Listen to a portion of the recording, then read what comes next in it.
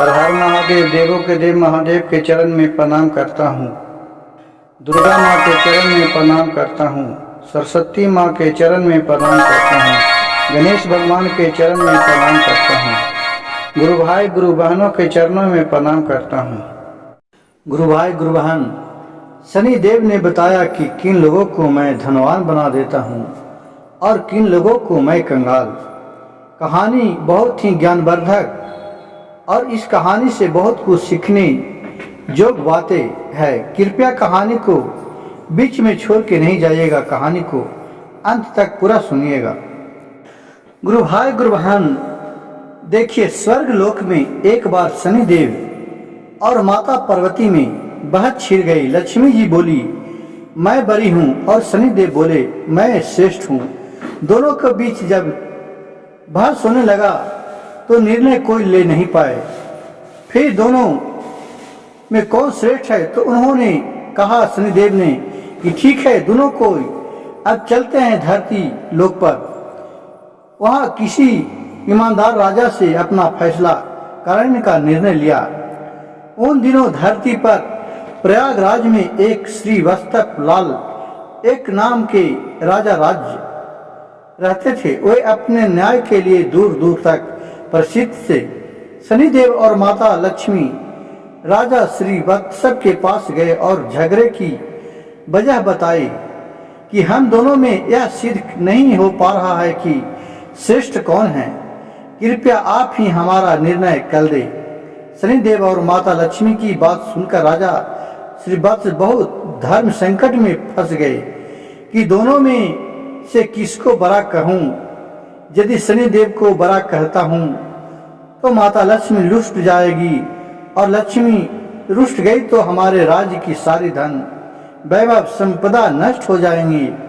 यदि शनिदेव को रुष्ट कर देते हैं तो शनिदेव अपने दृष्टि से सब नष्ट भ्रष्ट कर डालेंगे।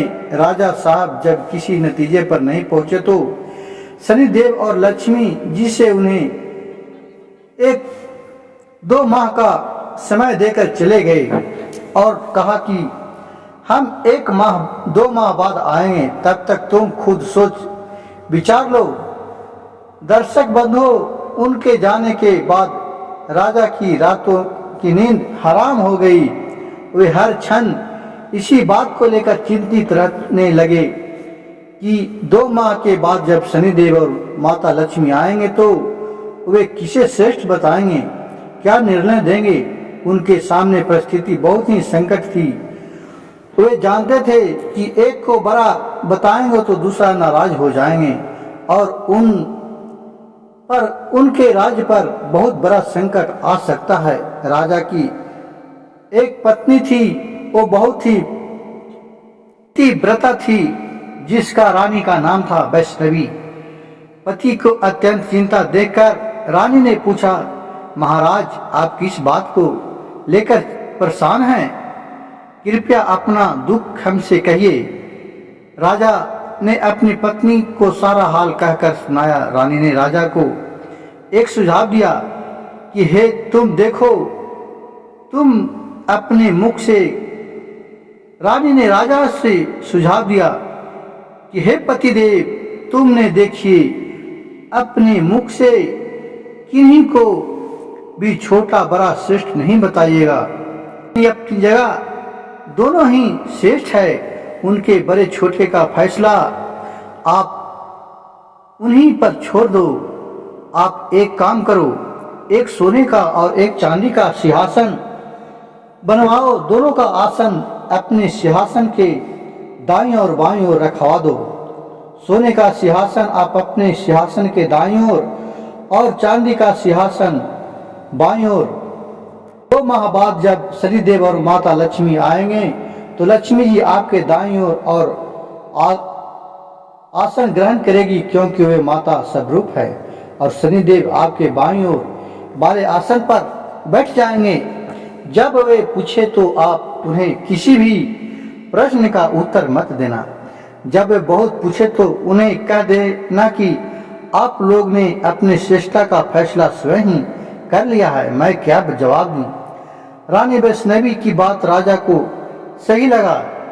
दर्शक गुरु भाई गुरु बहन, जब 2 महीने के बाद लक्ष्मी जी और शनिदेव राजा के दरबार में पधारे तो वही हुआ जैसा रानी ने बताया था।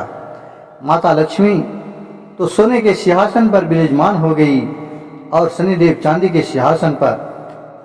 जब उन्होंने अपने श्रेष्ठ होने का लेकर राजा से निर्णय मांगा तो राजा ने कहा कि आप दोनों ने स्वयं ही अपने बड़े छोटे होने का फैसला कर लिया है, इसमें मैं क्या कह सकता हूँ। गुरु भाई गुरु बहन, यह सुनकर भगवान शनिदेव खिसिया कर चले गए। माता लक्ष्मी ने राजा से कहा कि पुत्र शनिदेव तुमसे रुष्ट हो गए हैं और उनके कोप के कारण तुम पर बहुत बड़ा संकट आ सकता है, परंतु तुम चिंता न करो, मैं तुम्हारे साथ हूँ। शनिदेव ने राजा पर ऐसा प्रकोप बरसाया कि उनके राज्य में भयंकर अकाल पड़ गया। लोगों भूख के मारे मरने लगे। नर नारी जीव जंतु सब उनके राज्य को छोड़कर दूसरे राज्यों में चले गए। राजा से अपने राज्य की ऐसी दशा नहीं देखी गई, पर 1 वर्ष के बाद उन्हें अपने राज्य को भी छोड़ने का फैसला किया। अब वे अपने पत्नी वैष्णवी के साथ लेकर घर से निकल पड़े।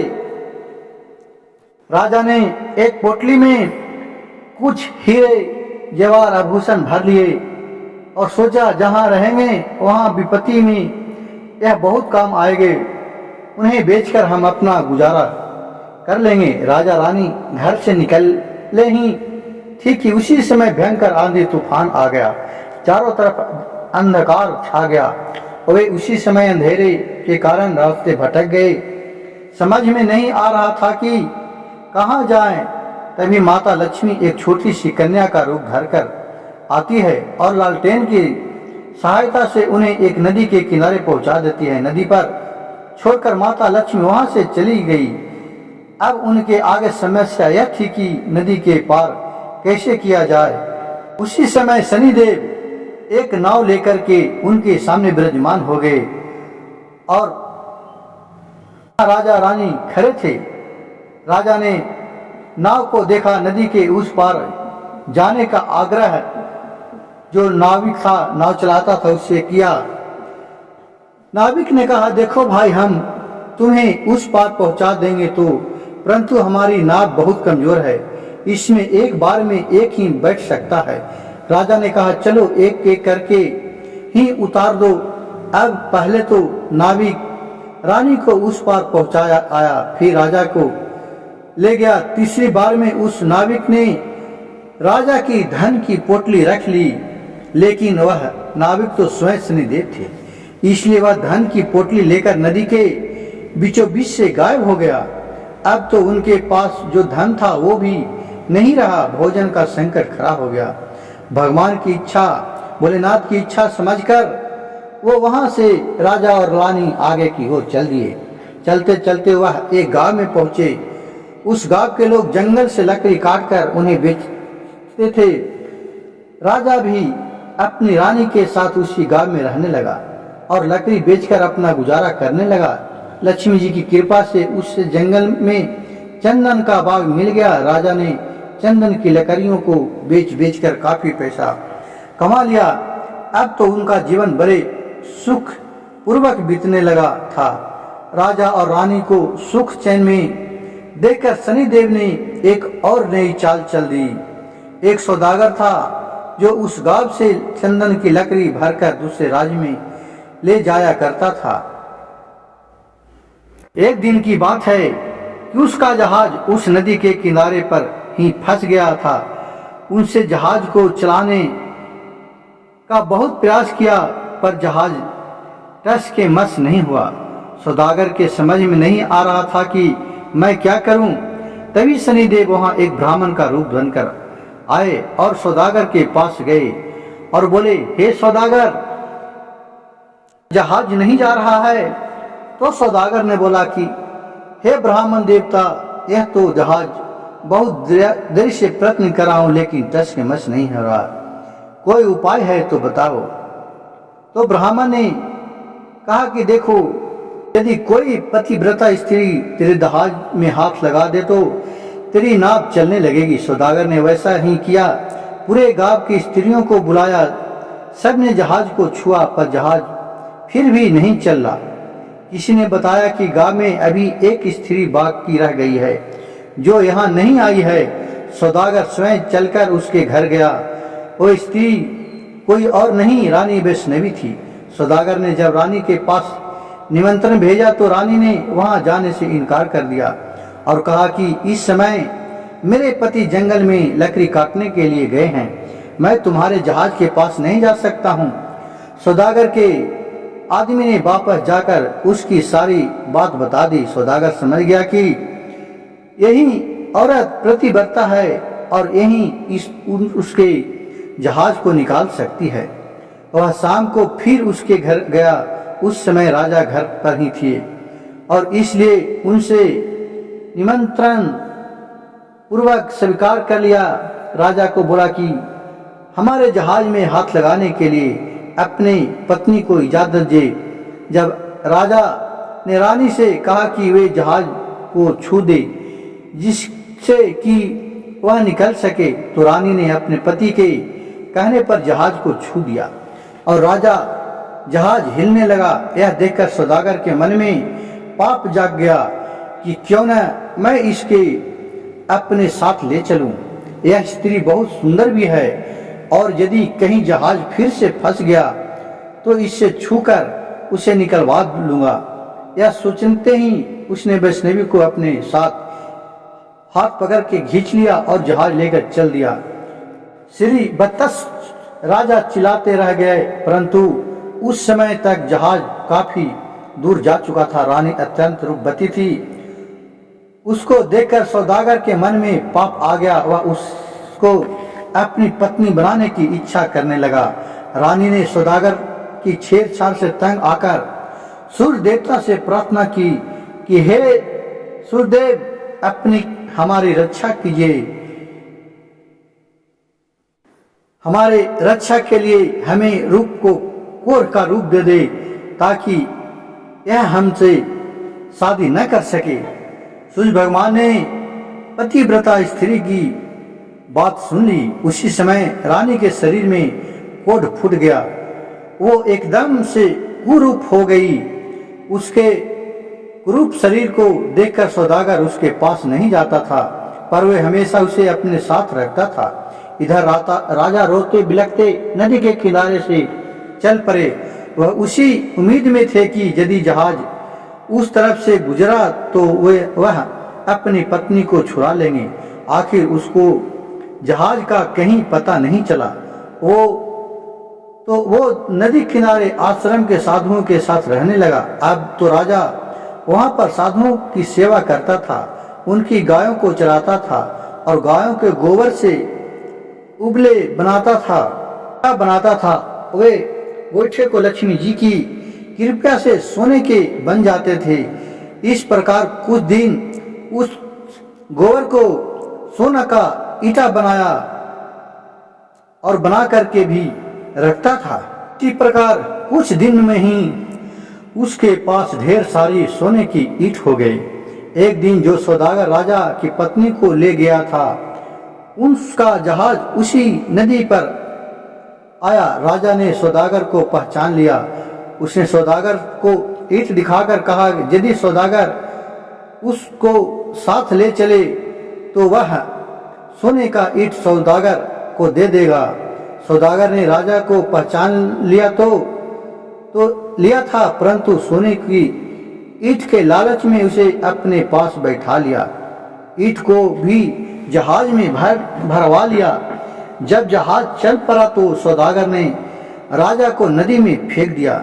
राजा की चीख पुकार राजा रानी को सुनाई ली और उसने तुरंत एक तकिया जल में फेंक दिया। रानी ने उस तकिया के सहारे राजा एक पुल पर पहुंच गए। राजा को वहां के लोग ने निकाल लिया। उन लोगों ने राजा से पूछा कि वह कौन है, तुम कौन हो और कहां से आया है? तो राजा ने कहा कि वह एक अत्यंत दुखी आदमी है, उसका सब कुछ लूट गया है उसके पास कुछ नहीं बचा हुआ है। वहां के लोग उसको पकड़कर राजा के पास ले गए। श्री बत्तस ने राजा से नौकरी मांगी। राजा ने श्री बत्तस को अपने यहाँ बगीचे में माली का काम दे दिया। प्रिय गुरु भाई गुरु बहन, राजा की एक पुत्री थी। उसके लिए नित्य दिन फूलों का सुंदर गजरा एक मालिन लाती थी।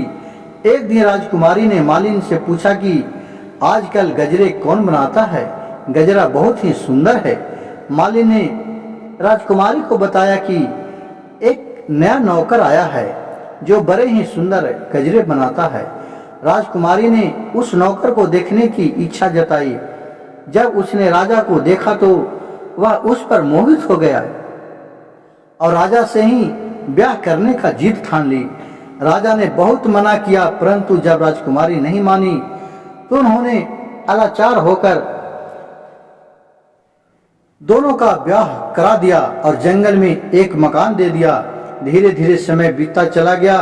कुछ दिन बीते तो राजा श्रीवास्तव ने राजकुमारी से कहा कि ऐसे बैठकर रहना मेरा मन नहीं लग रहता है।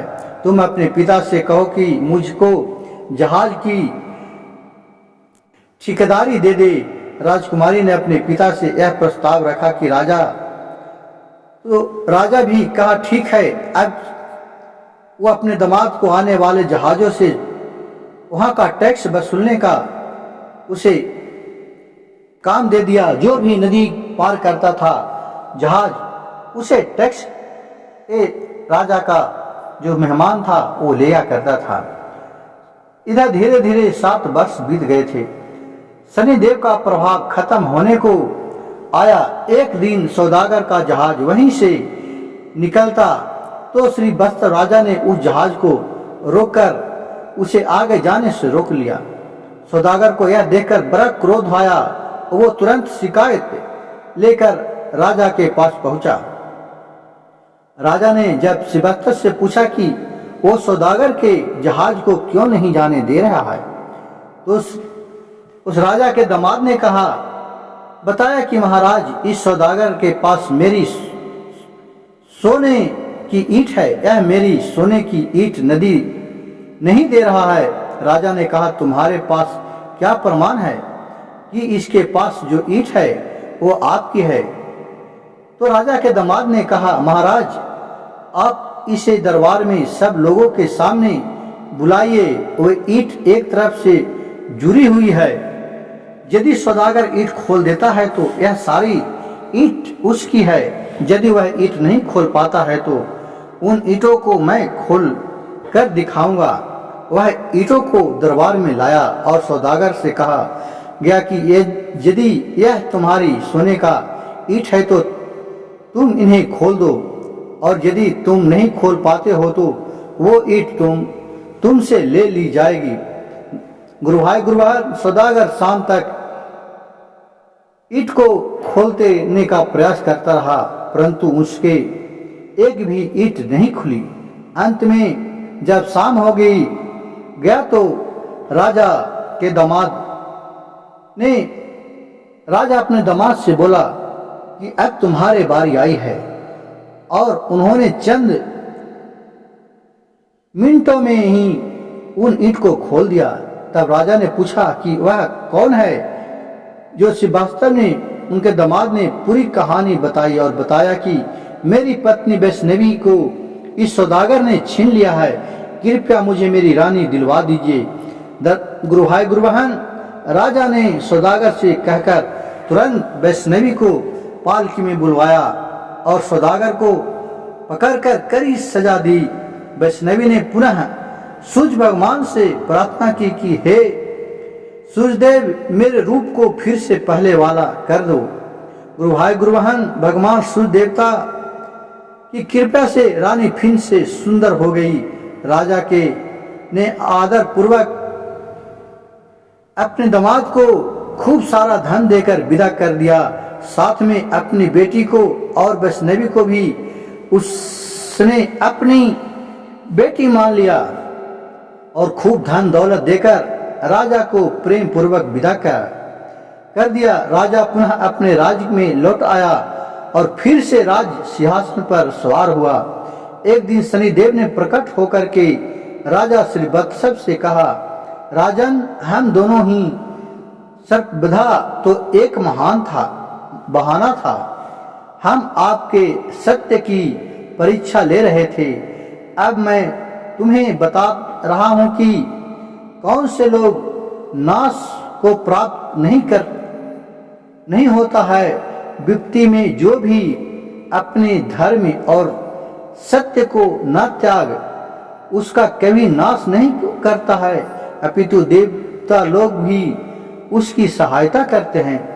गरीबी आने पर भी जो अन्याय का मार्ग, चोरी चमारी का, बुरे कर्म का मार्ग नहीं अपना सके, पाप का धन न खाए, वह देवताओं का सदा कृपा पात्र बना रहता है। मैं उसका कभी बुरा नहीं करता, अपितु उस पर लक्ष्मी की कृपा सदैव बनी रहती है।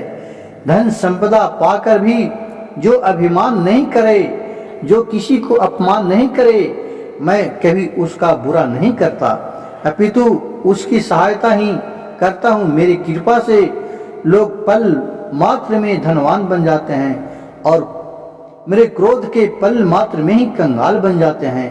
राजन, जाओ, मेरे वरदान से तुम्हारा राज्य फिर से संपन्न हो जाएगा, धन दौलत से संपन्न हो जाएगा, तुम्हारी प्रजा खुशहाल हो जाएंगे और कभी दुख दरिद्र तुम पर नहीं आएंगे। राजा को वरदान देकर शनिदेव और माता लक्ष्मी वहां से चले गए। गुरु भाई गुरु बहन, मेरे कहानी कथा और वीडियो कैसा लगा? अगर अच्छा लगे तो कृपया मेरे चैनल को एक लाइक कर दीजिएगा और जो भी गुरु भाई गुरु बहन मेरे चैनल को सब्सक्राइब नहीं किए होंगे वो सब्सक्राइब कर दीजिएगा ताकि वीडियो डालते ही आपके पास पहुंच सके। और जिस तरह इस कहानी को पूरे लोग अंत तक सुने होंगे, उनका भी भोलेनाथ की कृपा उनके ऊपर बने रहेगा।